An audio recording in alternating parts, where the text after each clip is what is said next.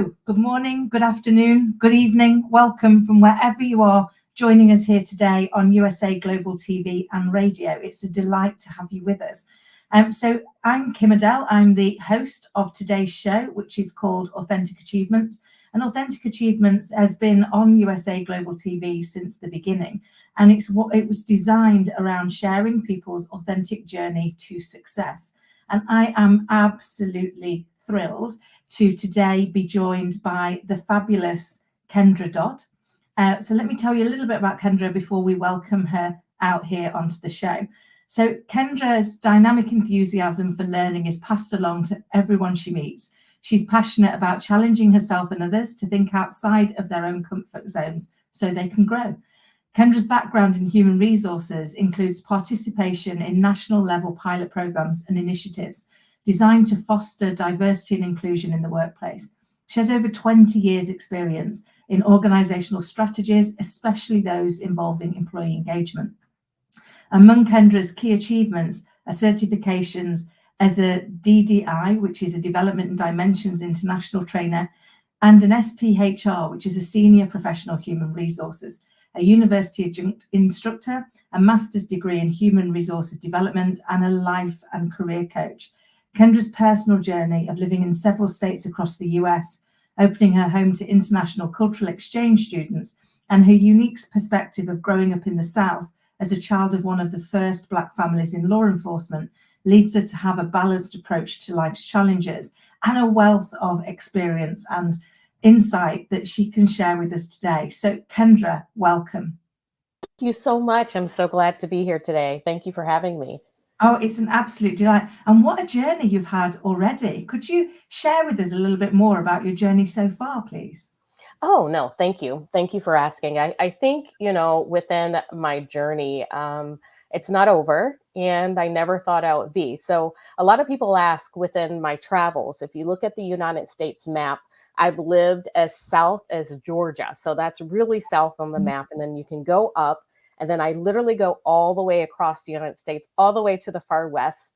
And I lived in Washington State, Oregon, and then you moved over to what they call the mountain region. So it's kind of more to the left, right?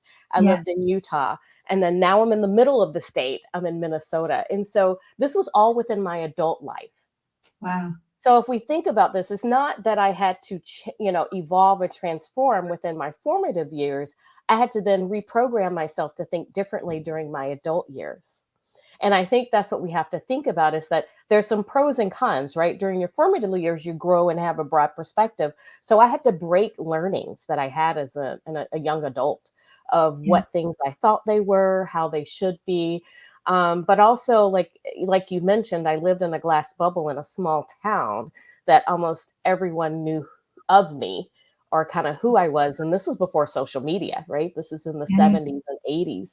And so I think that journey has been very unique of who am I, not who people say I am, in my formative years. And then what do I believe in my young adult years? And then helping others have that same experience. Oh, wow. I love that. Because we do, don't we? We build our, I always liken it to our operating system. We build our beliefs and our operating system when we're in our formative years. And then unless we go back and look at it, and unless we question and be curious with ourselves about, is that still working for us? We can end up running on an outdated operating system, which we wouldn't do, would we? We wouldn't do it with our computers. We wouldn't do it with our phones. And yet we do it with ourselves unless we take a moment to kind of really look at it and go, is that right? Is that serving me? Is there a different way of looking at that, of addressing that? And I know certainly in my 40s, I kind of went back and started the work at, is that still right? Is that really what I want to think? Is there an alternative way that's going to work better? And I love that you get people to challenge that comfort zone piece, because it is a challenge, isn't it? To even start the work that says, I'm going to really question whether or not this is still what I want to believe, or is there something else? So how do you help people start that journey? I would say first with baby steps. Everyone has a threshold, because if you go too far, you got to know when to stop. Because if you go too far within that journey, people then cannot balance. They have to find a new footing to a new foundation. So I start with maybe the first thing. And so I call it, I don't know if you have speed bumps in where you are. And what they are is they're little mounds within concrete or within a road structure that makes someone slows down. And so I try to look for those identifications that slow people down within their own thought process, right? So we have our own self-limiting beliefs, and then I question those beliefs, and then we dig from there of where could that come from within that belief system, and we dig there. And I try not to go too far. I try to let them live within that system, because if you go too far and continue to look for more and more, then they'll start questioning, is everything a lie in my life? And I don't want them to feel that way. I want them to little by little reassess, because then it creates, once they build that new foundation and they live in that foundation, then they'll realize this is okay. And then it's okay then to go outside your comfort zone again. And I say, so I try to find what's that one thing that's hindering them in the now of being successful. And then we work on it. And then we continue to work on those limiting beliefs that we encounter during my coaching. Oh, fab. I love that, because you're right. You don't want to, we want to move out of our comfort zones, but we don't want to go all the way to panic, do we? It's like, it's how do we get out of comfort into challenge, but not in a position of panic that I'm then like, it's all too much. Because then we retreat, don't we? It's like, that's just too scary. I'm gonna pull it all the way back. So I love that you're helping them focus on the, what's the biggest speed bump that's impacting you today? So let's move that one first, and give you a chance to get comfortable that that's moved before we move to the next one, so that I guess you're helping them expand their comfort zone rather than smashing it out of the way. Would that be fair? Yes, they'll be fair. One of the things that I say to my clients a lot is that people don't change. And I know that's alarming, but they don't. People transform. And so if you think of it as a process instead of this quick end destination, that it's a marathon, not a sprint, and getting there, that it then gives them self-grace for themselves, that it's okay when they think that they're failing and they're not. That is part of the growth. And so I say that a lot. I was like, remember, people don't change, we transform. And I think that's something that I help them realize, is that this is a process and this is a journey, and it's okay, because you're learning from it regardless. There's never failure. Oh, I love that, because you're right. I've not thought of it that way in those words, but it is the constant transformation, isn't it? It's the continuous improvements. It's the little steps. I was chatting with somebody on my other show actually just yesterday, and she said something that I really liked, which I think fits in here, is you've got to start to learn that failure is just the first instance of learning. And I was like, oh, I really like that, actually, because it's just that, it's that next iteration, isn't it? It's like, it's not actually a failure, you're growing as part of that, and actually that is a valid part of your learning journey, isn't it? It won't always go swimmingly, it won't always go to plan, much as we'd love it to. Right. Life sometimes throws the odd plot twist, doesn't it, to just keep us on our toes. It does. I like that. I like when she said the initial and the first stage. It becomes failure when we stop at that stage, right? And we stay within that movement, and we don't see whatever that growth, and then that becomes stagnation, right? If you think of moving water, the most successful and healthy moving water is to keep moving, right? When it becomes stagnant, that's when it becomes unhealthy, right? It becomes bacteria, growth, other things will happen. That's how life happens to you. When you stop moving, right? You have to live with life. Yeah, I love that. And you so do. And I often say, and anyone who's watched before will probably be bored of me saying this, but I've worked out life only really makes sense in the rearview mirror. So when you're in it, it doesn't always make a huge amount of sense. But when you look back at it, you're like, right. So that's what that was trying to teach me, or that's what I needed to learn, or that's why that experience happened. And so I've started to, when I'm in the moment, just go with the, everything's a lesson, a blessing, or both. If I don't feel blessed, I should look for the lesson. And the blessing probably is wrapped up nicely in a bow right inside that lesson, because it is about that constant movement, isn't it? Is the keeping the a friend of mine uses a quote that I love. She said, progress beats perfection every time. I love that. As long as we keep progressing, we will get there a lot faster than if we try and be perfect, because perfect doesn't work, does it? No, no. And I'm a recovering perfectionist, so I continue to have to fight through that struggle on a regular basis, and where that is, and that it's okay. And so I think I have a creative nature, and so that's always trying to get to some idea, and just being okay in the moment, like you said earlier. Yeah, and it is. I'm like you. I am a recovering perfectionist. I've now got myself in a place where I'm perfectly imperfect. So my imperfection is my perfection. And I can be proud of that because I'm perfect at being imperfect. It's like, brilliant, go me. So I can still develop, and I can still learn, and I can still grow, but I no longer carry the hair shirt around that I'm not perfect in every way, because I found, and I don't know if this resonates, I found that was the thing that was holding me back the most. I wouldn't take action and I wouldn't take risk unless I could be certain I could be perfect at it, which you're just not going to achieve. And so you just, to your point, you stagnate, and then you look around and go, is this the life I really want? Is this the one that's bringing me joy? Or is it actually that the fear of taking the risk is causing me more problems than actually the downside of taking the risk and it going horribly wrong would really give me? Sometimes we need to change that perspective, don't we? Yes, very much so. And the idea, and I think, within the concept of perspective, I think it's very important that is when I've been in sessions or with people, because I work with individuals and I can work with teams and organizations, is that there's this idea that I'm trying to change them. Yeah. And it's not, it's just broadening the knowledge you already have. I mean, you can't change anyone and their ideas, but you can broaden if you're willing, to be coachable or to understand that it broadens that perspective. It doesn't really change it, into the ideas of that. And I think once you realize that I'm not trying to change you, right? That's not what we're trying to do, but I'm trying to open your mindset that everyone maybe isn't you or see things your way. And that can be challenging. Yeah, I totally get that. It is that, because people don't like to be wrong. So actually, if you need to change me, then that means I was wrong, and I don't like to be wrong. And you want me to self-select to tell people I'm wrong and to change.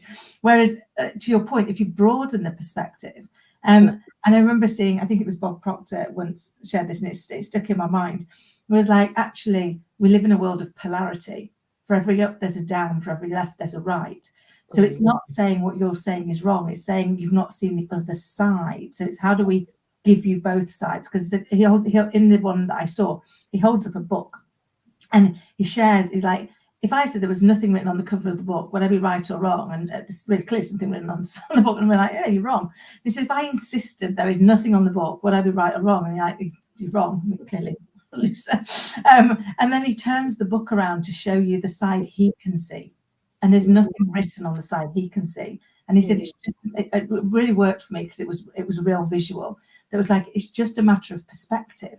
So actually, we're widening your perspective. We're not changing who you are, but giving you more information allows you to decide if you want to grow that perspective and see things slightly differently. And for me, it was a really simple but really powerful way of getting you to realize, yeah, you were right on the side you could see, but just because I'm right doesn't make you wrong, and just because you're right doesn't make me wrong. We may have a different perspective. Once we understand the different perspective, we're better able to work with it. And that's always struck me, particularly in that sort of diversity and inclusion piece. It's in how do we broaden that perspective so that we can better understand the similarities and work with those. But you do so much in that. How do we help people to start to go on that journey? Sometimes I don't think people realize that. I think one of the things is I try to make it as basic. One of the things I say is I take a holistic approach. And so I've been in businesses, and I've had some businesses tell me, well, why do you talk personal life? Why do you talk about, make references to your home or relationships? Because that's most dear to us. Yeah. right? That's the one in which it causes more cost of what's important to me. And so we have to realize too, with the concept of emotion and that's where you're going to have the change. And then if you have impact in your home, then you can transfer that's easily within your workplace. And so that's what I try to do is I really bring, when I come, a holistic approach, and in those reflections, I'll say, okay, we can reflect of what's your most challenging relationship overall, not in the workplace. Your most challenging relationship that you may have right now may be with your significant other. It may be with your partner. It may be with your spouse. It may be with your child. It may be with your mother-in-law. Who knows? And then if they can work on that and find a change, then they can work on other things. So to silo life, I think, is wrong to me because we can't leave parts of us at the door. And so that is one of the things that I really, really talk about is I give holistic perspectives and references in different time frames for people. So I talk about my personal life a little bit, not, being personal, but the things that happen, and people can relate to that better sometime than in a culture workplace situation. So that's one of the techniques I use is I try to really allow people to bring their full self to the training, to the examples, to the coaching in which I provide. And then I try to, really put light of it. I give examples. Sometimes it's easier to see someone else in a situation than yourselves, and then you can reflect. So I give a lot of case studies or let me tell you the situation. Can I tell you, how do you see that? And it's a lot easier to critique outside of yourself than yourself. I love that. It's so true. And I've always thought it was really weird when people say, leave your problems at the door. And it's like, well, neuroscientifically proven, our emotional brain responds 24 times faster than our thinking brain. So by the time the emotions come, before I've had the thought to go, oh, you were supposed to stay at the door. I wasn't supposed to bring you in. So unless they get comfortable with that, then we've got challenges. But the other bit that I love, and for me, I've always thought this would be the leveler, that the one thing that connects us all, irrelevant of our age, our race, our gender, our culture, is we teach and we learn through stories. So actually, when we share the stories, that's one of the reasons I started this show, was the more we can share each other's stories, the more we can learn through other people's lived experience. And to your point, we can see ourselves in parts of that story, even if we can't see ourselves in all of it. And it helps us, therefore, connect better. And when we connect better, we have more opportunity to learn and grow together, don't we? And that works so well in organizations. But actually, what I find, and it sounds like you're absolutely finding this from the work you do, is actually when you help them grow holistically, the impact isn't just on what you've done within that organization, it's in what you've done for that person's life in general. And the things that we struggle with often at work, the difficult relationships we have there, are very often because they remind us so much of the difficult relationships we're having outside of work, and therefore they automatically attach the same emotional impact. Would you say that's fair? Oh, absolutely. I think that's spot on of where I'm seeing challenges and that I like to negotiate. It doesn't mean that we share all of that. It means that if we find that connection, it becomes an easier path to resolution and resolve. Yeah. Right. Like you said, and finding that emotion. And that's where I find it best. There's a company called Honest Company. I was on LinkedIn today and I forgot her title. She's in the C-suite. And she was talking about the movie Inside Out, the cartoon. And it's the next phase. And she was talking about, and I was like, it's so good to hear someone that's an executive to say, we all have feelings and it's okay. And how to ask those feelings of where they come from, I think is very, very important. So to see someone at her level and caliber saying it's okay to feel and to have those emotions, because the more that you address them, the easier it's actually to get through them. Suppressing them actually makes them sustain within your body and you're not able to be productive. And so it's just good to see someone that's a leader that's moving forward in that. Oh, I love that. I must admit, for years when I worked in corporate life, and even now when I go with clients, one of my number one questions I ask people is, how does it feel to be here? Because you have to think with all of your senses. You can't just come up with the stock answer. And it's amazing how much that unlocks where the real problems are. And how disconnected maybe they are to what the vision and the mission is supposed to be, because that's not how it's showing up. It might be what you've said on the wall, but it's not how it feels to work around here. And it gives people that safe space to actually share the wider bits, which are usually where the gold is. It's like, right, that's the bit that's the bit we just need to expand on. That's the bit that we can, find an alternate perspective of and see if there's a different way of us moving it. Whereas if we stick in the, in the whole part of emotions are messy, and emotions are messy. I remember being in one boardroom, and we were about to do a big redundancy program, and it was the night before, and the board sat there and went, "Kim, are we ready?" And I went, "Ready as we'll ever be." And they did look horrified, I'll be honest. What do you mean ready as we'll ever be? Do we need to stop it? Do we need to pull it back? Do we need to do something different? I said, no, what I mean by that is I've planned for everything I can possibly plan for, apart from tomorrow we are going to tell 1,800 people that their jobs are at risk. And I have no way of knowing what that piece of information, when added to whatever's going on in their world already, is going to do. I said, my number one leadership lesson was you have to get comfortable with the uncomfortable. People are messy and they're full of emotions, and they won't follow the plan because you've not given them the plan. They've not got the manual and handbook that says, oh, I'm not supposed to do this and I'm not supposed to do that. They are messy, complex individuals. And as leaders, until we get comfortable with that uncomfortable, we're going to constantly find ourselves in a position of fear, constantly fearful of what's going to happen next. Is that something you've seen?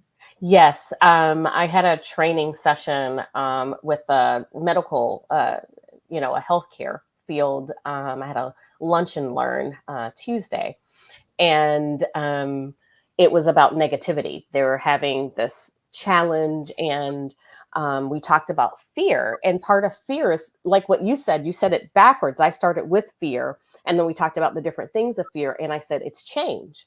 Right underneath that is because you don't know what's going to happen next. Like, people are messy. You don't know. And the person had a really hard time. She was like, how is fear connected to change?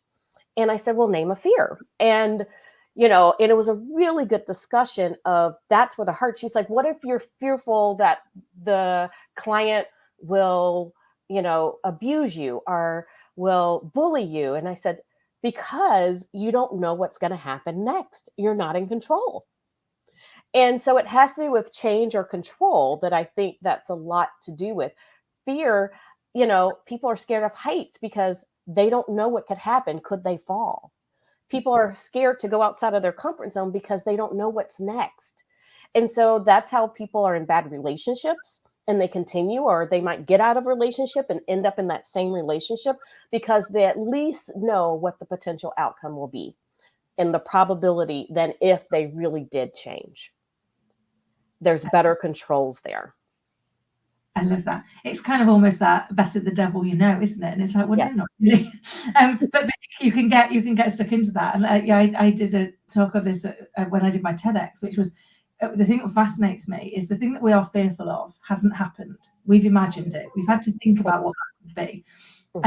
And the thing we're hopeful for also hasn't happened yet. We've also had to imagine it. And they're imagined in exactly the same brain. So them is more credible, more likely. And yet we choose, and it is a choice, we choose to give more credibility to the fearful of, and use that as a reason to take a chance.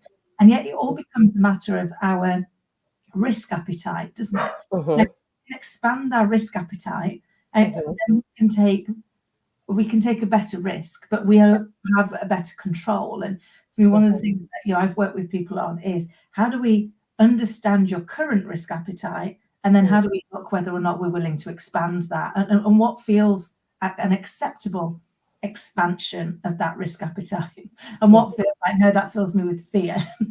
So like I'm kind of rocking on the sofa, you cannot include me anymore.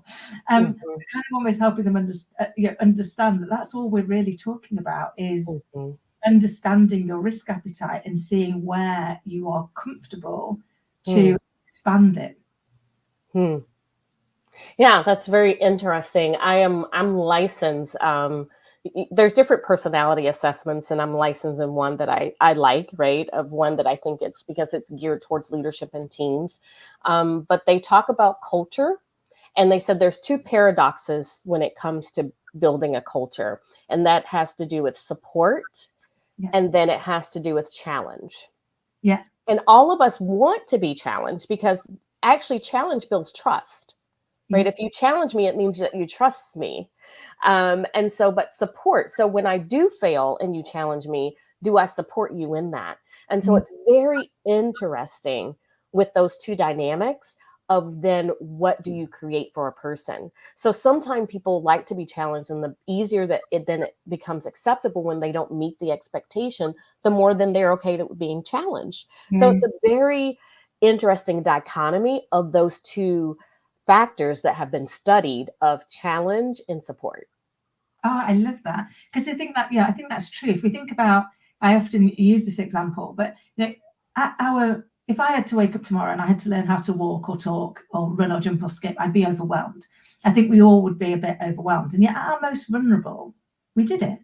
And that really intrigued me. I was like, how is that? When I watched my little girl, I mean, she's 7.5 now, but when I watched her learning to walk, I was really intrigued. And it came to me that actually, and I think it fits with your kind of like challenge and support, is I believe one of the things why children learn to walk is down to one thing in two parts, which is belief. So your child believes they can do it because you can do it, because your children think they're just like you. So, well, you can do it, so I'm just going to keep going because I can get there. So they've got their own belief. But then we add our belief, because I've yet to see a child learn to walk that doesn't have at least one adult going, come on, you've got this, you're so close, keep going. Right. It doesn't matter how many times they fall on that padded little nappy, they get back up and give it another Right. try. And yet we stop doing that as adults. And for me, that was one of the things as leaders, I think we've got a great gift to give, which is when we ask somebody to do something, we do it because we believe they're going to be successful. Because if not, they look silly and we look silly because we trusted them to do it. Right. So imagining that we all have those moments of doubt, we all have those moments where we're feeling the challenge, but do I know I've got the support? One of the things I think we can do is share with them why we believe they're going to be successful. So I want you to do this because I believe that you are going to be super successful because of X, Y, and Z. So that you kind of give them the challenge and immediately give them the first line of support, which is why you're asking them. Right. Do you think something like that might help kind of bridge some of that dichotomy of you wanting to do the challenge, but you wanting them to feel the safety net before they leap? Yes, I think one of the number one issues of conflict or misunderstandings is communication, right? Communicating, like you said, explaining yourself. I just wrote about that in a piece that I, just in my post on LinkedIn of, it was talking about one singular words of the more I explain myself, and then also talk about my intentions instead of giving someone direction, saying, this is why, right? The reason behind it, people will then understand you better, which leads to and yields a higher connection. But there's something else that you said when you were talking about your daughter walking that I thought it was very interesting. Here in the States, I don't know how it is for you, the whole concept of diversity, equity, inclusion is being attacked. They're saying it's not needed. But one of the things you said is that she sees you doing it. And so this is where I'll also say that representation does matter, right? To see a woman like, oh, you can be an astronaut, but I've never seen a woman do it. So can I? I think that having representation in the workplace does matter. And that's a prime example of you can tell someone you can believe it, but sometimes you have to see it.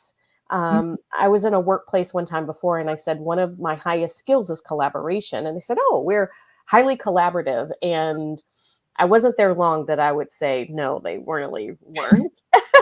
And she said, I thought we were, and you helped me see a different way. I didn't know what collaboration fully was until you came. And so you have to see someone do it, but sometimes see someone that is like you, that it is achievable. And you just make me think about that a little bit of, yes, I think explaining why, but also leading to representation, I think it does matter for people to believe that they can as well. Yeah, I completely agree, because I think we've got to, we have to play to all of our senses, and we know that people, we all have a natural learning style. And Right. it tends to fall down into, we're either kinesthetic, so we feel, felt, found, we're visual or auditory. So we've got to be able to see it, hear it, and feel it for it to really make sure it hits everybody. And you're right, that representation piece really works. One of my massive learnings was that, Scarlett isn't going to learn by just what I say and what I do. She's going to also learn by how I am. So actually how I show up in the world. And you hear them, I took on the school run on the walk back, and you hear them, they come out with phrases that you use all of the time, totally in context, totally on the money. And you're like, oh my goodness, they're like little sponges. You've got to be. But I believe the same is true in your workforce, in people that work with you. They start to emulate the way that their leader is being. And, and it's not just what we say and what we do, it's what we allow others to say and do that we let go unchecked that drives our culture. And for me, and it sounds like that's kind of come out in a lot of what you're doing, is that people can, I had one boss who was the nicest man in the history of the world, so lovely, so supportive, but he allowed other people in his team to be bullies. So nobody believed that he had an inclusive culture, because if you did, you'd hold these people to account. And so they're undermining what you're putting out there, because you've got to set the bar and then hold people to accountability of the bar that you've collectively agreed.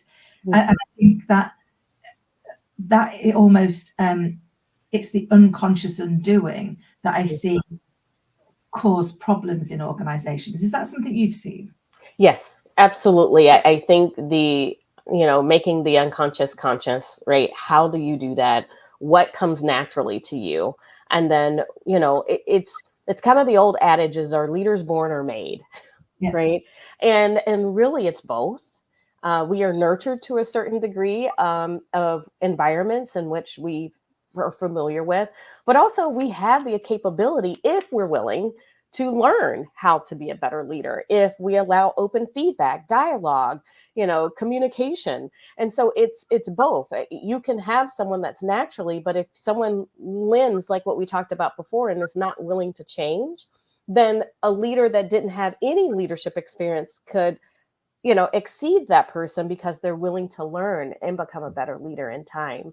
And so, yes, I see that. But the thing is, I think in that conscious or unconscious, or do people feel safe enough to speak up and for their voice to be heard? Yeah. And what type of culture are we providing where that feedback can be given? Yeah, that's so important, isn't it? Because if we don't feel a level of safety, then back to our risk aversion piece, we're going to go, I'll just say nothing. I'll think it. It will continue to shape my perspective of what's going on here, but I don't feel that I can make any adjustments to it.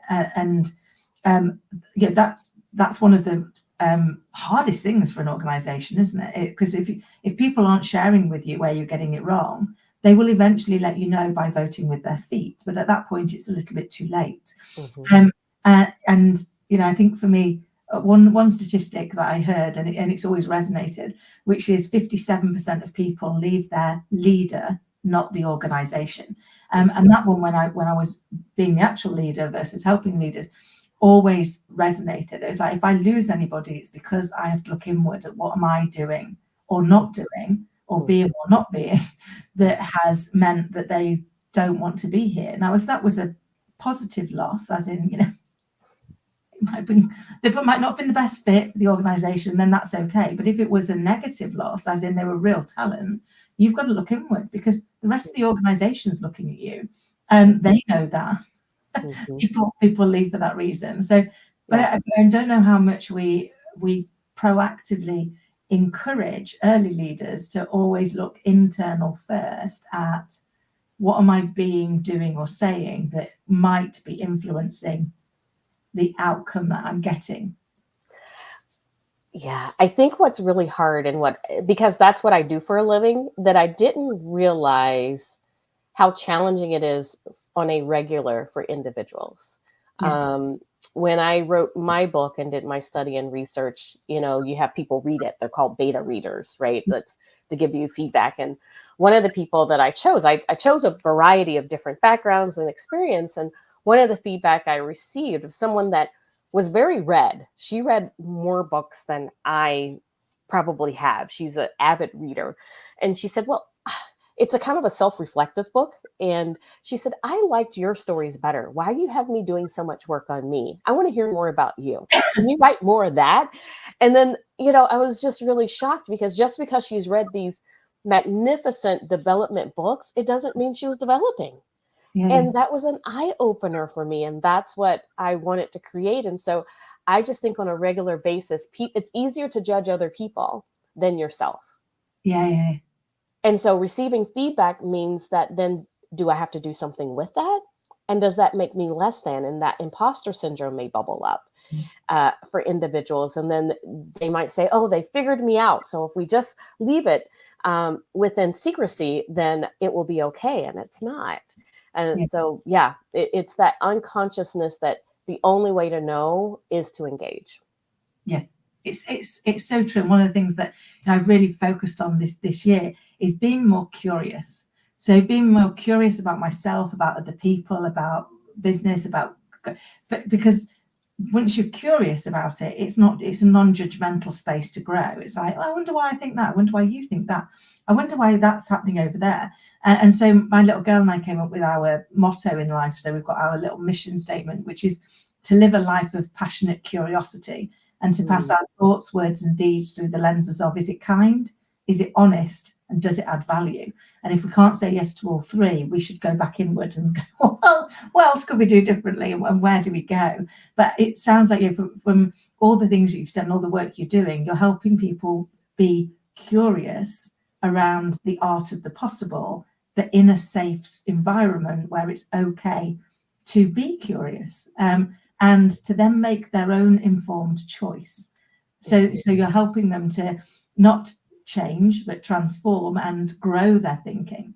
But they're still in control. And that's the piece that I loved for you, that you've talked so eloquently throughout the show, is it's about making sure that they are in control, because change is the one thing that we are very often fearful of. A trick I often use with people is go, do me a favor, cross your arms. And then uncross them and cross them the other way. And you see, some people can do it. Some people are like so what on earth's happening?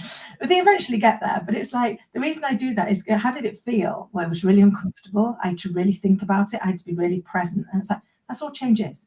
You're present and you're intentional about what it is that you're doing, but you're still the one in control. Like you were in control of how you did your arms.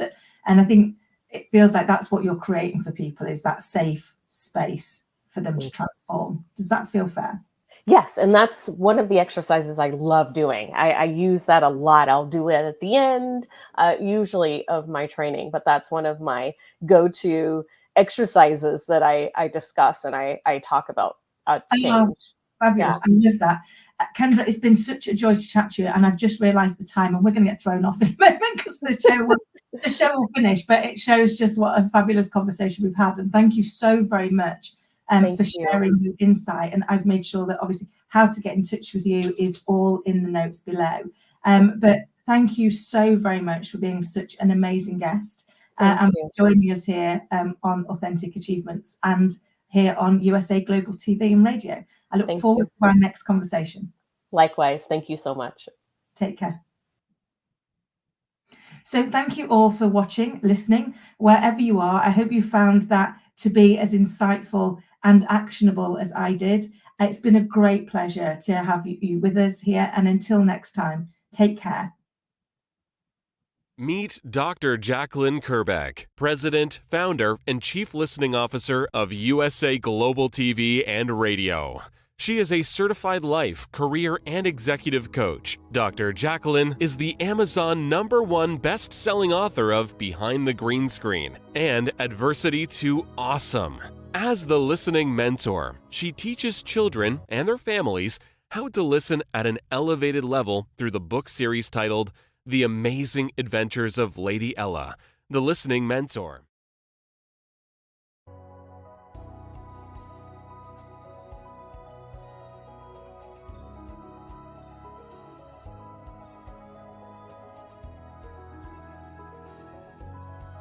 The Creative Hearts Awakening book series features heart-centric creatives who share their awakening journey. Through the Power of Listening educational course platform, people can get certified as elevated listeners on USA Global TV and radio. Learn how to center yourself and align with nature through the power of nature, plants, and shrines.